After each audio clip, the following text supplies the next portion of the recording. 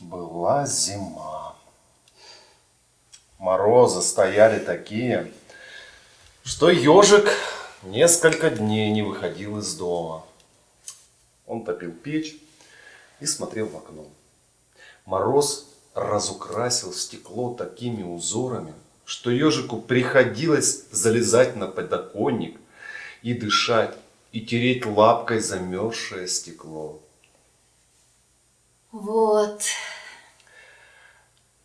Говорил он, снова увидев елку, пенек и поляну перед домом. Над поляной кружились и то улетали куда-то вверх, то опускались к самой земле снежинки. Ежик прижался носом к окну, а одна снежинка села ему на нос с той стороны стекла, привстала на тоненьких ножках и сказала: Это ты, ежик? Почему ты не выходишь с нами играть? на улице холодно. Нет, нам совсем не холодно. Посмотри, как я летаю. У-у-у. И она слетела с ежикиного носа и закружилась над поляной. Видишь? Видишь? Кричала она, пролетая мимо окошка. А ежик так прижался к стеклу, что нос у него расплющился и стал похож на маленький поросячий пятачок.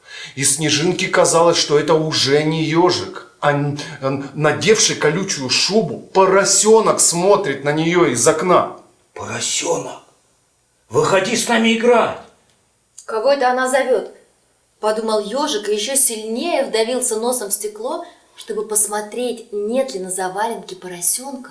А снежинка теперь уже твердо знала, что за окошком сидит поросенок в колючей шубе. Поросенок, у тебя же есть шубка. Выходи с нами играть. Так, подумал ежик, наверное, там за окном сидит поросенок в шубке и не хочет играть. Надо пригласить его в дом и напоить чаем.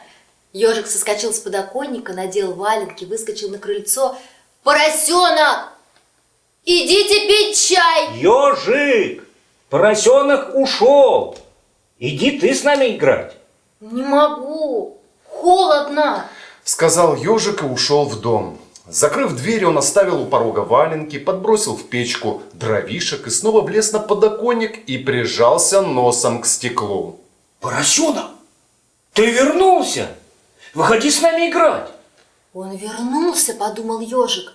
Снова надел валенки, выскочил на крыльцо. Поросенок!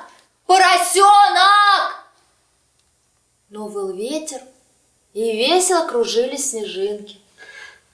Так до самого вечера ежик то бегал на крыльцо и звал поросенка, то, возвратившись в дом, залезал на подоконник и прижимался носом к стеклу.